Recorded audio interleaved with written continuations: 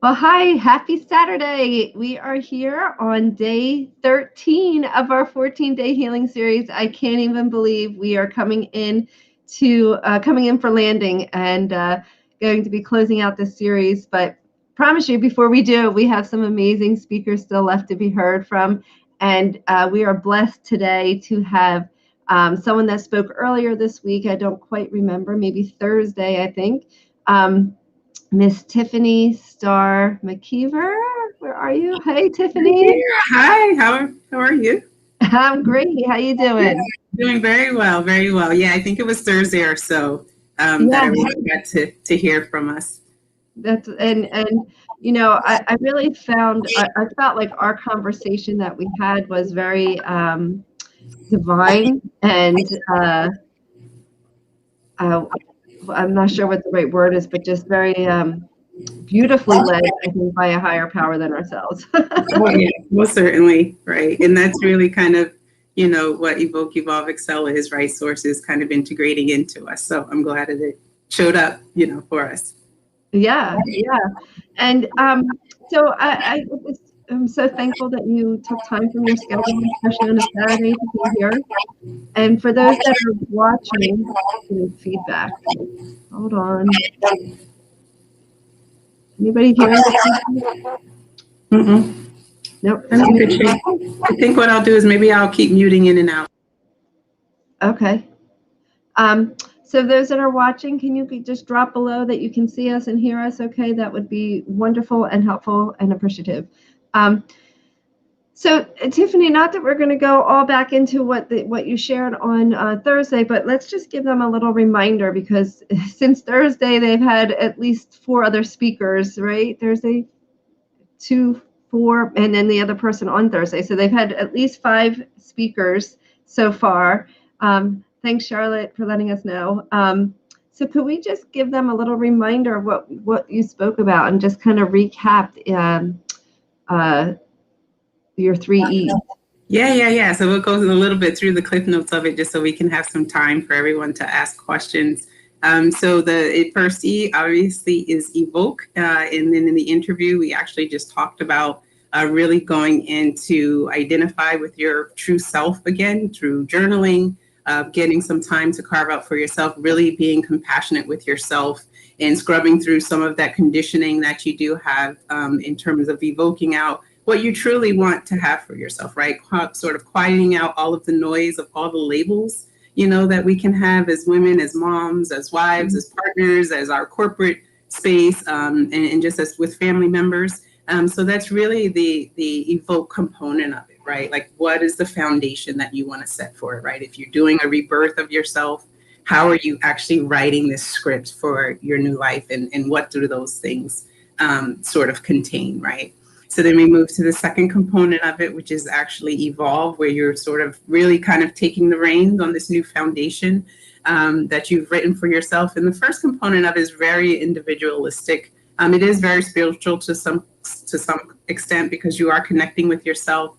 But the evolve piece is where you actually partner. And I don't know if you guys remember from the interview where you actually meet, where I talk about two meeting, they're connecting and they're actually agreeing in terms of your path forward and how source comes in, synchronicity start to come in, things that we're calling coincidence actually starts to happen to us. And you sort of see the universe start to align for you. And you sort of say, okay, I got this, right?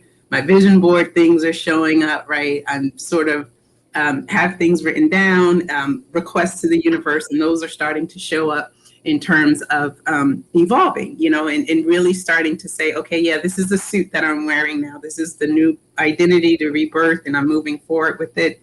And then the final piece, just to give a brief snapshot of it, is Excel. And the way that I actually designed Excel and how I actually lived Excel as well, and how my clients actually live Excel as well, is that multiple people come in and they actually meet you, and it's sort of like your soul tribe, right? So you add a couple more folks to it, and you really start to excel and progress even in this new role that you have for yourself, this new identity, this rebirth, all of the things that you really want. So it's really sort of your wildest dreams really starting to walk up to you in that Excel process.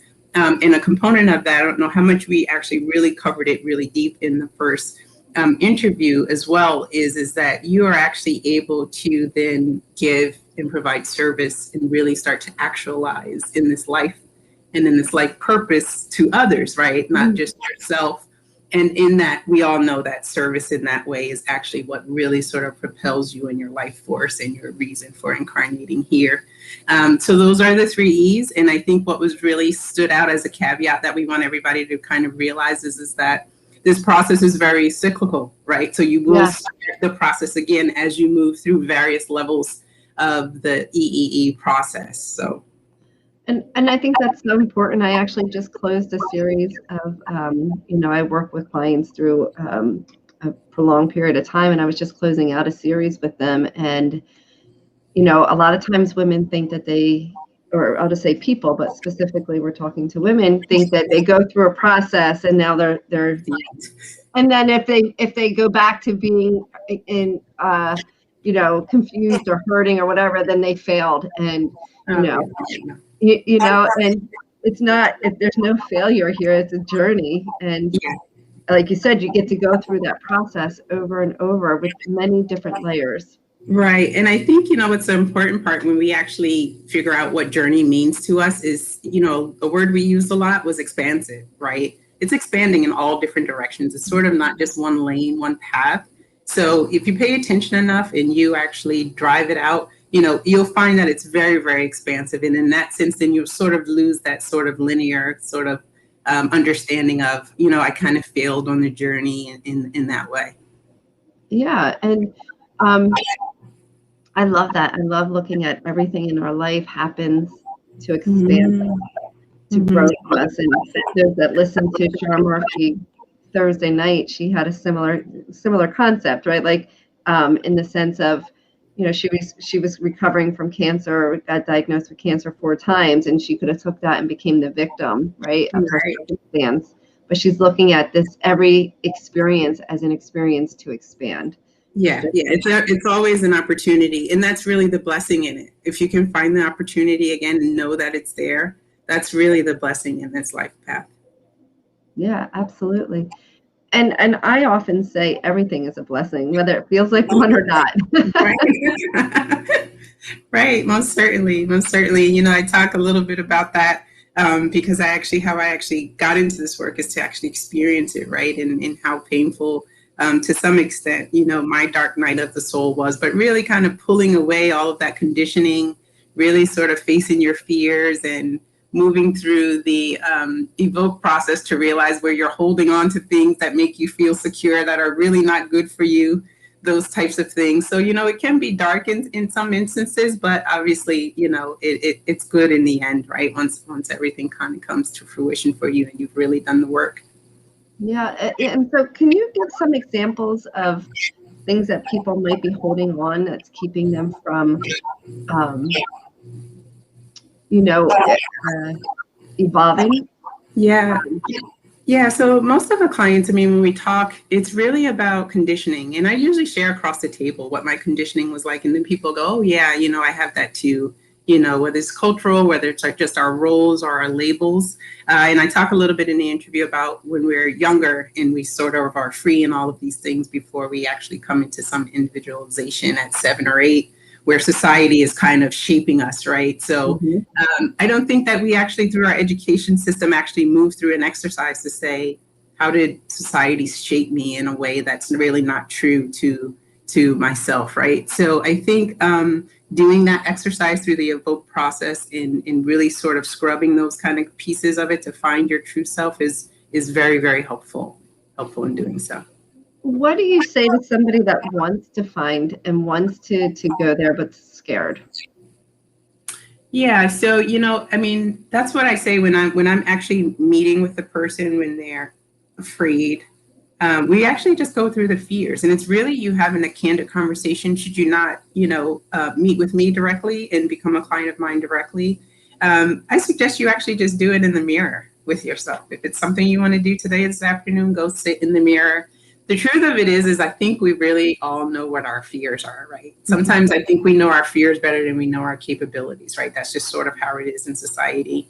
And if you can really just get honest with yourself and say, this is my fear and this is holding me back. I think what people don't do is they don't allow you to hold on to a fear to a certain degree, right? Let's say you have 10 fears, right? If you can work through a few of those 3, that's progress, right? It's okay if you still have another 7. Remember, we're talking about something that's very evolutionary. It's something that is expansive. You'll get to the other 7, right? Let's start with the first 3 of where you are right now. Let's meet you in your spirit where it is right now with where you are in this 3D world. And let's look in the mirror and let's figure out what are the first 3 fears that you can conquer this month and move forward. And it's just so powerful once you actually accept it, because then again, right, source is coming in, all of these things will start to come in to meet you in different kinds of ways. It could be something, guys, as simple as, you know, I'm 55 years old and I don't know how to swim. I have a fear of water, right? And even if that's a smaller fear of yours and you have these really larger fears, if you do that one thing, it sort of just kind of peels away the onion, right? And the process actually just starts to happen. Yeah, and I look at it like this. Fear is, to me, is false evidence appearing real, right? Like there's nothing real about a fear. We create the fear appear. Yep, and totally. The other day, maybe about a month ago, I was taking my son to his tutoring class, and the teacher had a huge tarantula. I mean, it was probably about that big, right? And I was like, Brennan, hold the spider, right? And he's like, no way. And then I go, he's 8 years old. And then I go, Evan, hold the spider. And he's like, no way. He's 11 years old. And I'm like, I cannot let these boys think that that spider can hold fear over them. Right. So meanwhile, I do not want to hold the spider. And here's the thing. Sometimes you just got to face the fear. We have to make that decision and go for it. So the teacher goes, I bring this into my classes all the time. Kids hold it all the time. So I'm thinking, okay, fear is what I'm making it up in my head. The reality is that spider's been around thousands of children and never hurt anybody, right? Right. So I'm like, all right. And she puts it in my hands. Right. And you know, spider, and it was so cool. It was so big, it took up both my hands. If I can find the picture before we end. Well, I really like what you're pulling out about it, because one of the components, and it's a little bit of the secret sauce of the evoke process, is action. Your fear, I'll tell them, get moving, start moving towards it. Jump in the water, touch the spider. The minute that you activate, that's why we have these 3D bodies, right? Because it's physical, right? Yeah. You get over fears by moving physically. I don't care if you have to dance around that spider in a circle for a minute, right? Yes. And here's the brilliant thing, and what something that's passionate for me is I held that spider. That moment of facing the fear, not only realized I used it as a metaphor in my life, like, okay, it's that simple to face a fear. It really is that simple, right? And yet, by me facing my fear of holding the spider and getting over it, it gave permission to everybody in that class. Both my kids held the spider, then the other little kid held the spider, and then the other little kid held the spider. So by you evolving, it's a collective that we're working. Right. And what actually happens in the evolve, and it's happening for me right now, I can actually feel it in my heart space. I wonder how afraid the spider actually was. Oh, right? Of all these people holding. Of all the people holding him, right? Like, it is a shared connection that you had with him, right? He's feeling your fears, he's nervous, different things. And it sounds silly, right, on the surface, but everything is really like that when it comes to a fear. Whether you can see it or not, you get activating and you'll see what activates towards you. Yeah. Wow. I'm getting a couple messages. Let me see if there are questions for you. Okay. Give me 1 second. Yeah, I'd love to hear from some folks. I know we did get a few comments. There was one that commented about the whiteboard exercise. I don't know if you want to say anything. I got to go find that. That was in the schedule for Thursday. Yeah, I think she was actually just talking about some of the exercise that she would do with a whiteboard. She mentioned painting. And even you can see the action in those components as well, right? And what starts to really sort of evoke when you start to be active in that way. And we talked in the interview about spells and spelling it out, type of thing, to see what kind of comes to fruition for you, right? So the exercise is really unique with each of the clients because we are individuals to see, there are obviously some, you have clients as well. There's obviously some, synchronicities that we have in terms of our human and spiritual experience. But when you do it yourself and you're actually whiteboarding, you are really scripting, and it's a beautiful process. So I think that's what she was talking about a little bit of. That's what she pulled out, that she was kind of ready to do that, and even paint, even beyond spelling, to, just be creative in that way to paint. Yeah. So Tiffany, if you were to know that the audience is listening and action is key, right? You just said taking action is key. Yeah. What is something that they could take action on today? And I mean, I guess you already gave them one thing. I can't remember, but you told them to do it after this call. Yeah. So we talk a lot about action, and I believe in the interview we may have talked a little bit about grounding and just earthing. If you want to just go ahead and connect in nature. I'm actually looking at a beautiful landscape behind me. I'm actually on location in a hotel here, but just moving out into the forest to connect with nature, to get quiet too.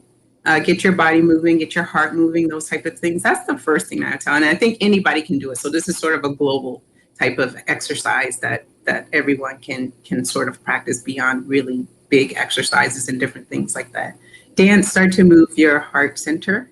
And then you can kind of really think. I was on the phone with a client yesterday, and she goes, I'm not getting any sleep. I have a baby, I have a new baby, and I really can't think. She has such brain fog. And I don't think that the pandemic is helping any of us as well. We've been inside, so much. So I think most of the clients, because we were so inside from the pandemic, the earthing piece really sat out more for us, right? To really get in, even if you're alone, and really, and I'm talking barefoot, guys. I'm talking true barefoot. Connect to the earth, connect to source, feel that come through your center. Look around, look at trees, look at the sun, take in the air, listen to water. Give yourself some time, right? Give yourself the time that you need to be compassionate to yourself, and just take that time. Take that time. Drop the labels, and even it's just that simple. Yeah. And it's interesting, and I the piece I want to add is no judgment on what that time looks like for the individual. Yeah, no, not at all, because, whatever that conditioning is, or those different things that we have, is one thing, but what you want for yourself in the future too, right? Of why you actually came here and incarnated, we talked about, right? Yeah. Can be different books and books of different things, right? Can actually show up for you. Yeah. And it's been a common theme throughout these 2 weeks is taking time for you, being outside, getting quiet. I love the piece that you add in taking action, like taking the action, whatever that action is, I think is so important. Yeah. Go ahead. And I was going to say, one of the pieces is I can feel someone saying, yeah, right, I don't have time for that. Yeah, right. My kids have me too busy. Yeah, right. My husband works all of the time.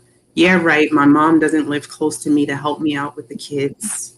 Right. So that's why I sort of gave that universal earthing piece, because you can do that with all of those other things on you. And then you can get to those things. Right. Because I think that's what holds us back. We have so much weight on our shoulders. Right. As parents, as moms, whatever it is that we have to do. And I can hear that as someone's in the, I can hear that from the audience. So that's why I gave just sort of that blanket sort of example. And the time can start out small, right? Like it doesn't have to be an hour, or 3 hours, or 5 hours. It could be 2 minutes. Walk to your mailbox. Just take a little bit longer. Read the mail at your mailbox. There you go. 120 seconds, right? Connect in, and then that'll actually start to extend. You'll see. Right. There was one of the other speakers that says when you take time for you, time expands. Right. Yeah, it does. Right? It does. It's very dynamic and it's beautiful. Yeah. So, and I don't know if you want to share any of this, but I feel like it's something that you didn't share about, and you don't have to share, but I feel like there's another part of you that we didn't get to hear from, and that's the part of you that runs this amazing support system for new mommies. Yeah. And I would, if you feel comfortable or wanting to share that, piece, I think that would be amazing for the audience to hear. Yeah, so I guess I'll just share Tiff Star McKeever in general, right? Because that's sort of really what happens in the session. And I think, I'm one of the examples of, I don't have one label, right? So I went through this experience and I have Evoke, Evolve, Excel. I am a mom of 5. My husband and I have been together almost 30 years or so. So I have a really busy household platform with 3 adult children. Two are in college, one's going to college. And then I have 2 little boys that I'm doing sort of baseball and basketball with during the week. And then, of course, time with my husband. And then on the side of that, I actually am the founder and CEO of Consensus Healthcare Consultants. So I founded a healthcare equity firm. So we do healthcare consulting on one vertical. It's all hospital systems, pharmaceuticals, everything in the healthcare sector. We actually go in as sort of change management operational experts. And then on the other side of that, what I did as part of my EEE practices as well is I said, I'm not going to just go in sort of a corporate space and have the corporate consulting title. I'm going to move beyond corporate objectives and I'm going to do some passion projects. And it's my own company, so I can have a healthcare vertical around health equity. And what I do on that healthcare equity side is I manage maternal mortality as a crisis here in the United States. As one of the most developed countries, we know that women die here significantly of all demographics. In particular, African American women die 3 to 4 times more than any demographic here in the United States. So what I've done is I've actually created a strategy to connect social determinants of health and connect, basically integrate into a hospital system to remove any additional implicit bias and any racism that actually occurs in the interaction with the women.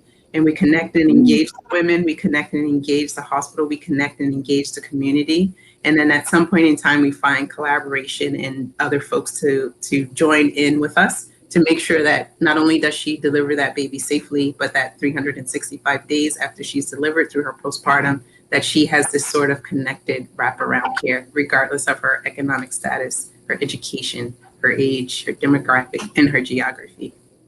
It's absolutely beautiful. And there's a common theme that I see through your business is it's really supportive and collaborative, like you're talking about in the Evoke, Evolve, and Excel process. You're bringing on partnerships as you go through. If I'm understanding correctly, you are definitely understanding it. So Evoke, Evolve, Excel, it actually shows up in our corporate space.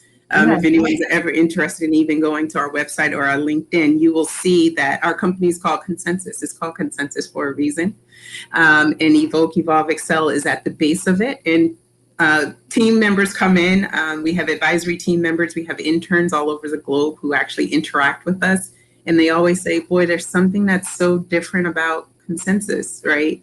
And, they're actually, we'll just hear it now that it is Evoke, Evolve, Excel, and it is that experience that I've gone through. So what's happening in our day to day, and so we can be compassionate and meet other people and take care of patients. We're actually infusing it into the company, so they say, boy, something magical is happening here. They don't know quite what it is.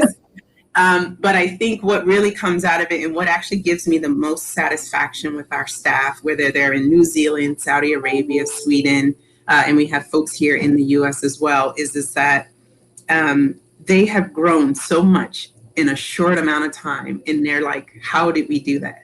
And I just say, yeah, you did it. Like you did it. You did it through Consensus. So I actually am using my corporate entity as a vessel to train folks and get them out into the world, into the healthcare space, so that we can sort of fix this global healthcare problem that we have. You can only do it with people, right? Yes, and heart. And yeah. So I use the platform in that way. And we build technologies to connect with women. And, one of my pieces is that I will help people that I will never meet. And that's really good for me. Yeah.